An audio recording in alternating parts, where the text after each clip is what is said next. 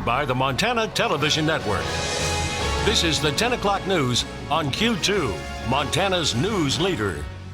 Good evening, everyone. Thanks for joining us in the middle of your week. I'm Jeanelle Slade. And I'm Russ Riesinger. The calendar may say that it's early fall, but outside it's a different story. An early winter blast bringing bitter cold and snow our way, and we're not done with it quite yet. Now tonight, it's the dropping cold temperatures that have our attention as street and highway travel concerns turn even more dangerous. And for the very latest on that, Q2 meteorologist Ed McIntosh leading our news tonight with the details. Ed? We've got still some very cold temperatures and snow that's still falling. Let's take a look at Doppler radar and see what's going on. Where you see those light green shaded areas, still some light snow around Great Falls. It's mainly Billings towards the east where we're seeing additional light snow. But where you see all those blue and purple areas, that's where very cold air is continuing to drop in, and that's going to be very widespread. We're going to see some record cold temperatures overnight. That means that we get a little more of a hurry. It also means that all the roads are refreezing, and that's causing some dangerous conditions as well. And well, the majority of weather-related accidents happen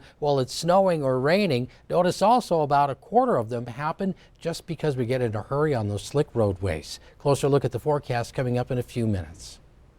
All right, thank you, Ed. As Ed just said, it's dangerous out there, and a number of highway slide-ups and crashes across Montana are growing by the hour. Q2's Jenny Fick has been tracking those incidents throughout the day and tonight and joins us now from the newsroom with the numbers. Jenny? Russ and Jeanelle, that total as of 9 o'clock tonight, 160 crashes or slide-offs across Montana since the snow started falling. Most of those incidents on our state's highest roadways. And as you can see, that cluster of blue between Livingston and Butte, Highway Patrol responding to accidents about every 10 or 15 minutes tonight. Incidents like this near Livingston, where a multiple vehicle crash, including semi-trucks, shut down all lanes on I-90 and forced detours around the scene. We also saw our fair share closer to Billings today, including a head-on crash on Highway 312 near Shepherd that left 3 people injured. And west of Laurel tonight, a driver is lucky to escape with cuts and bruises. Montana Highway Patrol Trooper Casey Plucker tells me that a man driving too fast for the conditions struck ice, crossed the median, and then flipped his truck. The trooper stresses using extra caution on bridges and overpasses where the road freezes faster. Russ and Jeanelle? All right, thanks so much, Jenny. Well, the city of Billings did not bring out the plow trucks for today's snow, but crews did put down a bunch of de-icer on the streets. And as Ed just told us, it's going to get colder and the streets even slicker come tomorrow. Q2's Andrea Lutz checked in with Billings residents who woke up to today's reality, knowing it's time to put away the rakes and bring out the snow shovels.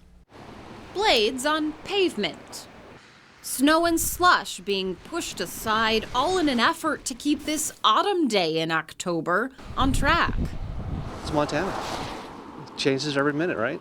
For John Shidu, he got out his snowblower early Wednesday afternoon as the sidewalks and driveway at his home started to cover in snow. I'm shoveling snow the easy way. Yesterday it was, 80 degrees or something like that, and today look what we're doing. And that snow started falling early, just before 7 a.m., coming down hard and sticking to the streets. Not too soon after that, police responding to areas of town where cars have gone off the road. And all of that you'd probably expect for a massive snowstorm if it was December. Yesterday it was, 73, 74 up at the airport, and then coming down about 4 o'clock it changed and started dropping. And it got kind of cool, so it's a little chilly today, but not too bad.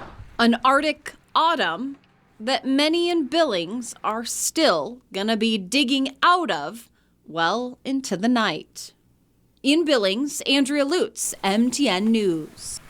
All right, thanks, Andrea. And again, with blowing snow, poor visibility, and freezing temperatures, be careful on those roadways. In other news tonight, 2 Billings police officers on paid administrative leave tonight and a suspect in the hospital after an officer-involved shooting early this morning. Now, this all started when police noticed a white Ford pickup suspected in an earlier burglary. As Mitch Laggy reports, it ended when Billings Police Chief Rich St. John says the suspect tried to hurt his officers. It was here at the Holiday gas station on North 27th Street in downtown Billings, where at 2:45 in the morning Wednesday, officers tried to initiate a traffic stop with a white F-350 pickup truck. Officers barricaded the entrances here and on the other side of me there with their police cars to try to prevent the suspect from fleeing. In the commotion, the suspect took out a fence at Ryan Automotive, as well as rammed his vehicle into several police cars. This was a rapidly evolving incident. It took place under 60 seconds from the time the truck entered the Holiday parking lot. The suspect, a 30-year-old white male from Billings, rammed into police cars 3 separate times, at one point dragging one of the police cars several feet through the Holiday parking lot. Fearing that Officer Icard would be rammed again and others would be at risk, the officers fired multiple rounds at the driver's side door. The suspect was hit multiple times and stopped accelerating. Still, the momentum carried the truck forward and Icard was hit again. The suspect is now in a Billings hospital with non-life-threatening injuries. The chief says he did this on purpose. Potentially the first time that he runs into an officer, possibly trying to get away. The second time, though, when he backs into those 2 police cars, my opinion only, that was an intentional aggressive act to injure or kill police officers. In Billings, Mitch Laggy, MTN News. Officers Brett Hildy and Officer Jeremy Beckel have been placed on paid administrative leave. Billings police are done investigating, and the case will now be turned over to the Montana Department of Justice and the Yellowstone County Attorney for independent review. 2 tribal representatives on Attorney General Tim Fox's new Missing and Murdered Indigenous Persons Task Force are reportedly stepping down over Fox's support of the Keystone XL pipeline. The Montana Free Press reports that Fort Peck Executive Board member Justin Dupree and Fort Belknap tribal member Brandy King both withdrew from the task force this week. Both tribes have long opposed the pipeline that would carry tar sands from Alberta through parts of both reservations. The resignations come after the Attorney General filed to intervene in a lawsuit against the proposed Keystone XL pipeline in support of the Trump administration and pipeline company TC Energy. Now, we talked to Attorney General Fox about the Keystone pipeline on Tuesday before learning of these resignations. He said that Keystone is a state-of-the-art pipeline that will provide a major economic windfall for the state. The Keystone XL will create jobs during the construction phase that are important to all of the state, certainly Montanans, many of which who would have those jobs, but perhaps more importantly in the long term, the state estimates that $63 million in property tax revenues will come to the state every year when the Keystone XL is operational. The lawsuit that Fox filed to intervene in was brought by a number of environmental groups back in July. Turkish forces are bombarding territory held by America's Kurdish allies in northern Syria. President Trump called the Turkish offensive a bad idea just days after his administration pulled back U.S. troops from the border. That move exposes the Kurds who have led the fight against ISIS. CBS News correspondent Natalie Brand is at the Pentagon. A Turkish military convoy crossed the border into northern Syria only hours after Turkish forces pounded Kurdish targets from the air. Syrian civilians could be seen fleeing by car and on foot.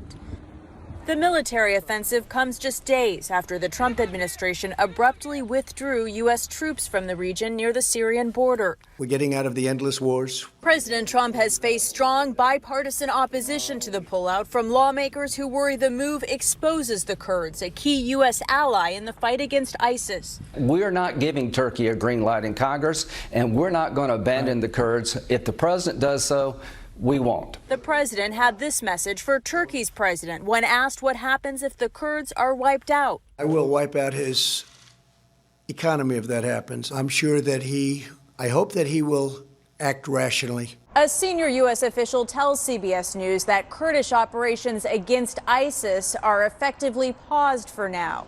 If the Turkish incursion results in backing off pressure on ISIS in Syria and the release of hundreds of ISIS prisoners, that is potentially very destabilizing. In an interview with the PBS NewsHour, Secretary of State Mike Pompeo downplayed the concern. I'm confident that we will continue to protect the American people from that terrorist threat. But there have already been reports of unrest in overcrowded ISIS detention centers, sparking fears of breakouts and an ISIS resurgence. Natalie Brand, CBS News, The Pentagon. A bipartisan bill emerging in the Senate would punish Turkey for the incursion into Syria, and it could block U.S. arms sales to Turkey. All right, up next on your 10 o'clock news, we check in on a Montana agricultural icon that's been helping educate students for more than 10 years. Plus, a Montana woman finds homes for man's best friend and breaks down barriers at the same time. And in sports, this guy playing football, it's pretty unusual. Scott shows us why Chinook's football team is making sure it happens. You're watching MTN News with Jeanelle Slade and Russ Riesinger. Storm Tracker weather with Bob McGuire. And sports with Scott Breen. This is the 10 o'clock news on Q2, Montana's news leader.